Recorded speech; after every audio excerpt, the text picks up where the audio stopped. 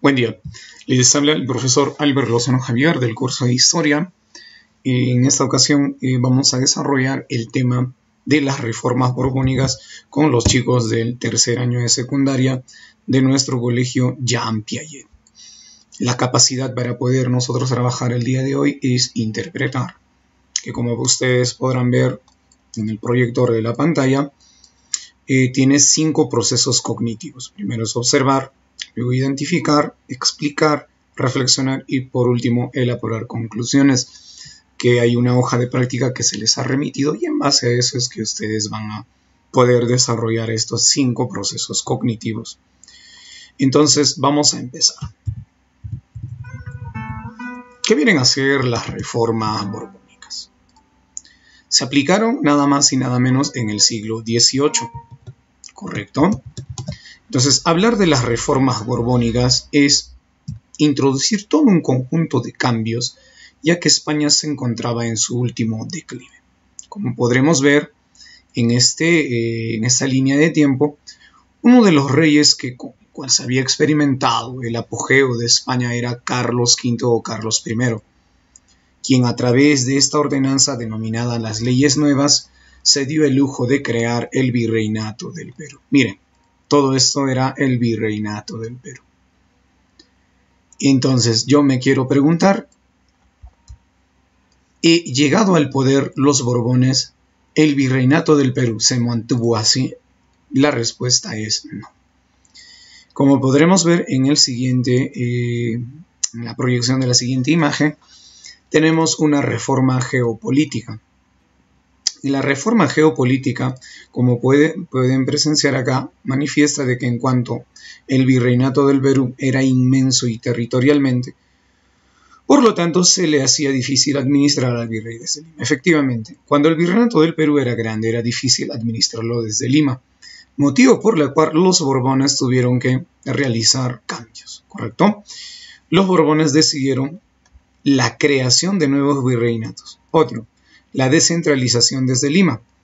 Por otro lado, nos manifiesta de que se crearon capitanías generales.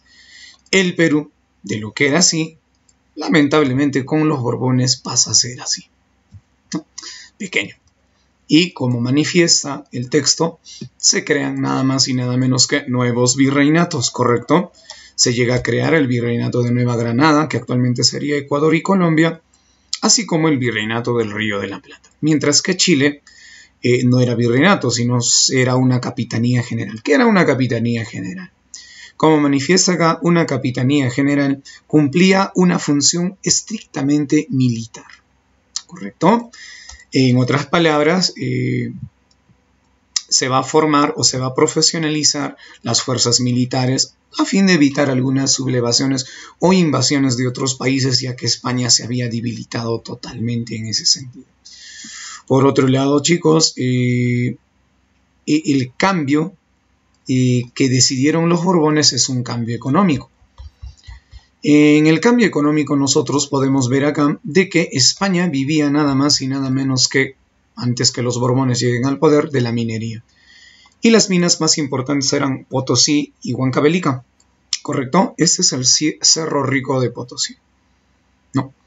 Lo más triste es que esa explotación de plata se hacía utilizando la mano de obra indígena, ¿no? Correcto, los indígenas eran explotados.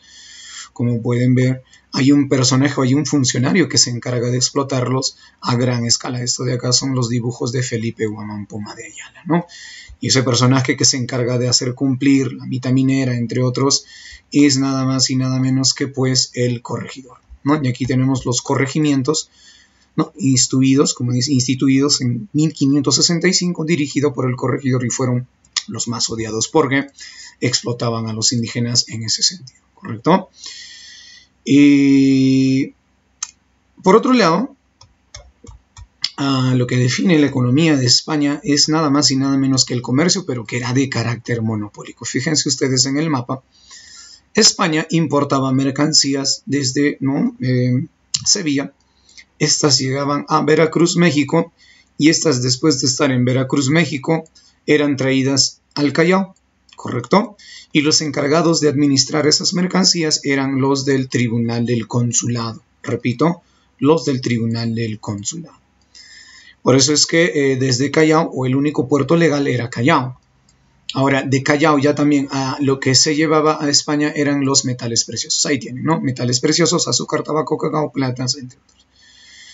Pero que traían desde España, ¿no? Alimentos, animales, vestidos, manufacturas, plantas europeas, entre otras cosas. Así funcionaba el comercio, ¿correcto? Pero eso tenía un problema, ¿no? El problema que generaba era un tráfico comercial que venía desde España y entraban por puertos ilegales, que eran Buenos Aires y Valparaíso, Chile. Por otro lado, el oro y plata que llevaban no siempre llegaba, porque en el camino eran asaltados por los piratas y corsarios.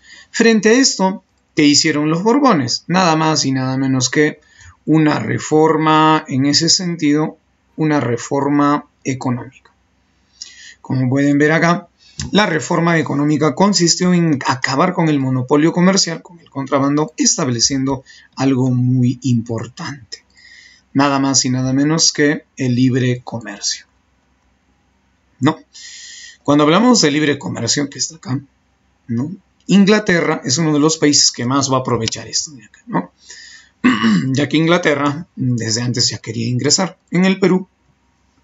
Nuestros obrajes, que eran producción de textiles, van a competir con la industria textil de Inglaterra.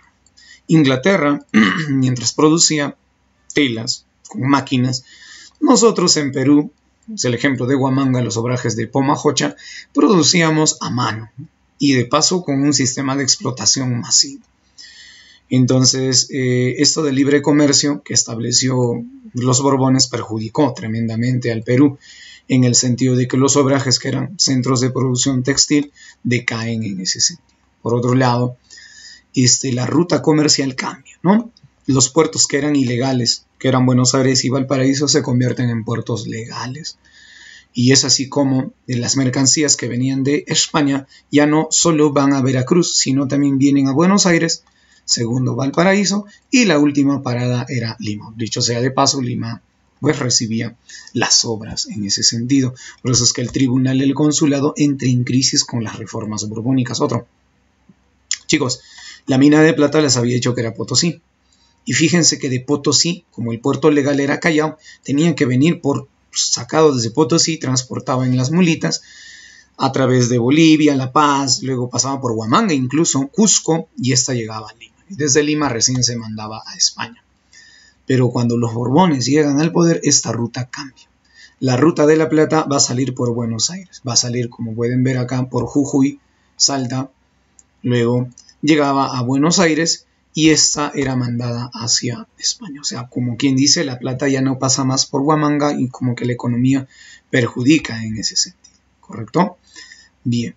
Vayamos con otra reforma, chicos. La sociedad, ustedes saben muy bien que tenía clases sociales. Tenemos a los peninsulares, criollos, mestizos, indígenas. El peninsular, como sabéis, es el español neto. Eso lo sabemos.